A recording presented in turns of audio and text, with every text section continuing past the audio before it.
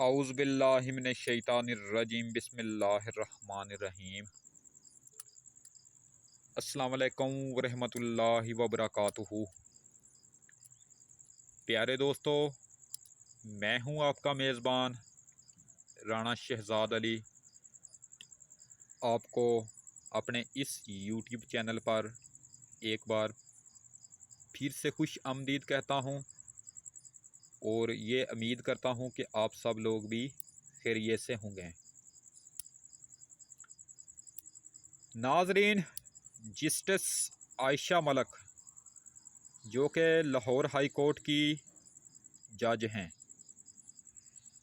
उन्होंने supreme court आने के लिए ख़ुद भी रज़ामंदी ज़ाहिर कर दी है और लाहौर हाई कोर्ट के चीफ़ जस्टिस ने भी उनकी सुप्रीम कोर्ट तैनाती पर कोई एतराज़ नहीं किया।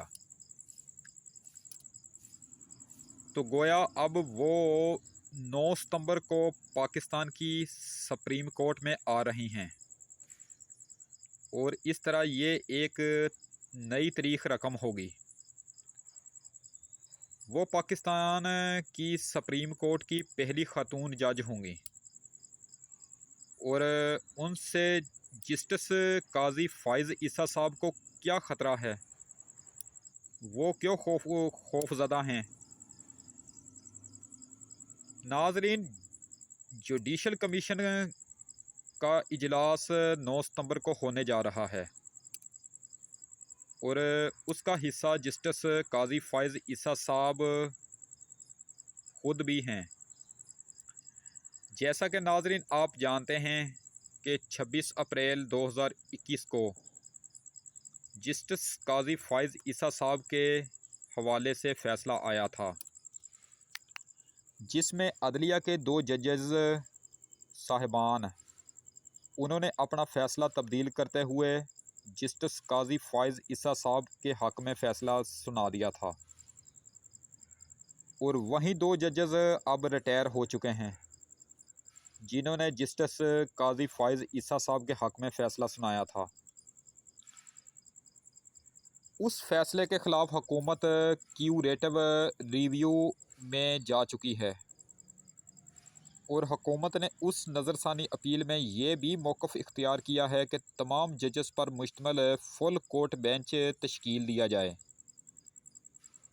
यानी सुप्रीम कोर्ट के 17 जजेस होते हैं, जस्टिस काजी फ़ाइज़ ईसा साहब को निकाल कर बाकी जज जो बचते हैं वो 16 बचते हैं और हुकूमत का मौक़िफ़ ये है कि 16 रुकनी बेंच बनाया जाए, फुल कोर्ट बेंच। नाज़रीन, जस्टिस काजी फ़ाइज़ ईसा साहब को ये बहुत अब खौफ खाए जा रहा है कि अगर ये हुकूमती अपील सुप्रीम जुडिशल कौंसिल तक चली गई तो अब उनकी हमायत में जजेस बहुत कम रह गए हैं। अब उनके ख़िलाफ़ फ़ैसला आने के इम्कानात बढ़ जाएंगे। नाज़रीन, जस्टिस काजी फ़ाइज़ ईसा और उनकी अहलिया सरीना ईसा अब तक ये बताने में नाकाम रहे हैं कि जायदादें कैसे बनी, बाहर के ममालिक में पैसा कैसे भेजा गया, आमदन से ज़ायद असासे कैसे बने। अगर यही मामला दोबारा उठते हैं तो काजी फ़ाइज़ ईसा साहब के जज होने पर सवालिया निशान लग जाएगा और वो मुस्तकबिल में सुप्रीम कोर्ट के चीफ़ जस्टिस भी नहीं बन पाएंगे।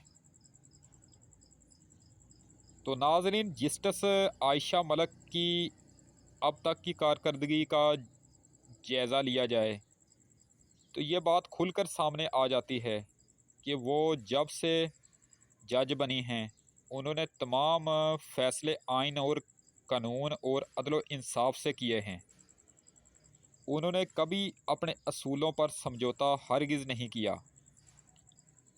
उन्हें सख्त और निडर जज समझा जाता है और जस्टिस काजी फ़ाइज़ ईसा साहब को उनसे इसलिए भी ख़तरा है कि आने वाले दिनों में फुल कोर्ट बेंच बनकर उनका सुप्रीम कोर्ट में केस लगेगा तो जस्टिस आयशा मलिक जस्टिस काजी फ़ाइज़ ईसा साहब के ख़िलाफ़ ठोकर फैसला लिख देंगी और वो किसी भी सूरत जस्टिस काजी फ़ाइज़ ईसा साहब के हक़ में नहीं बोलेंगी, क्योंकि जस्टिस आयशा मलिक को करप्शन और लूटमार से सख्त नफ़रत है।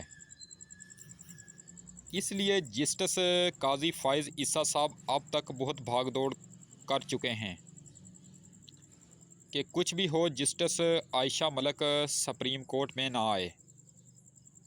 लेकिन जस्टिस काजी फ़ाइज़ ईसा साहब के तमाम हरबे फेल हो चुके हैं और जस्टिस आयशा मलिक के सुप्रीम कोर्ट में आने के चांस बढ़ चुके हैं। इसलिए अब जस्टिस काजी फ़ाइज़ ईसा साहब इन दिनों बहुत मायूस नज़र आते हैं। नाज़रीन, इन दिनों चीफ़ जस्टिस राणा गुलजार अहमद साहब अमेरिका गए हुए हैं। उनकी वापसी 6 सितंबर यानी आज के दिन होगी और उनकी सरबराही में ही 9 सितंबर को जुडिशल कमीशन का इजलास होगा, जिसमें जस्टिस आयशा मलिक की सुप्रीम कोर्ट में तैनाती की मंजूरी के आर्डर भी जारी किए जाएंगे। नाज़रीन, एहतसाब के निज़ाम से, कानून से कोई भी शख्स ऊपर नहीं है। जज होने का मतलब ये हरगिज़ नहीं है कि उसको तमाम कानून माफ़ हो गए हैं, वो जैसे मर्ज़ी लूट मार करे, उसको कोई पूछने वाला नहीं है। जस्टिस काजी फ़ाइज़ ईसा साहब अगर सच्चे हैं तो फिर उनको चाहिए कि इधर उधर छुपने की बजाय खुलकर मैदान में आएँ और अपनी तमाम जायदादों और प्रॉपर्टीज़ की रसीदें अदालत में जमा करवाएं। अगर वो सच्चे हैं तो फिर उनको चाहिए कि हुकूमत और हुकूमती वज़रा के मुंह बंद कर दें और अपनी तमाम सच्चाई का सबूत सुप्रीम कोर्ट में जमा करवा कर हुकूमती मौक़िफ़ को झूठा साबित कर दें। वो उस सारे अमल से भागने की बजाय शेर की तरह डट कर मुकाबला करें। तो नाज़रीन, ये थी अब तक की अपडेट, ताज़ा तरीन अपडेट जो मैंने आपके सामने रखी। तो इंशाअल्लाह ताला अब आपसे दोबारा मुलाकात नेक्स्ट टाइम कल होगी। वीडियो अगर पसंद आए तो काइंडली इसको लाइक ज़रूर किया करें। वीडियो अगर नापसंद भी आए तो भी इसको डिसलाइक किया करें। अगर हो सके तो मेरी इसी वीडियो को आगे अपने दोस्तों को फेसबुक, व्हाट्सएप, इंस्टाग्राम और ट्विटर पर लाजमी शेयर कर दिया करें। आपकी बहुत ज़्यादा मेहरबानी होगी। अपनी ख़ास दुआओं में मुझे हर वक्त याद रखा करें और मेरे इस चैनल का भी ख़ास ख्याल रखा करें। अगर आप मुझसे किसी टॉपिक पर वीडियो बनवाना चाहते हैं या मुझे किसी कीमती मशवरे से नवाजना चाहते हैं तो फिर आप मुझे नीचे कमेंट बॉक्स में अपना कीमती कमेंट ऐड करके आगाह कर सकते हैं या फिर मुझे जीमेल पर मैसेज कर सकते हैं। तो नाज़रीन, अब तक के लिए इतना ही काफ़ी है। इंशाअल्लाह ताला अब आपसे दोबारा मुलाकात कल होगी। उस वक्त तक के लिए आपसे इजाज़त चाहता हूँ।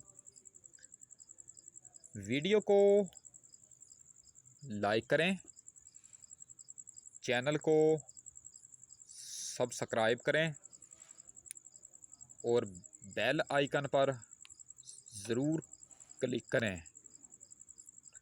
अल्लाह निगहबान। खुदा हाफिज़। रब राखा।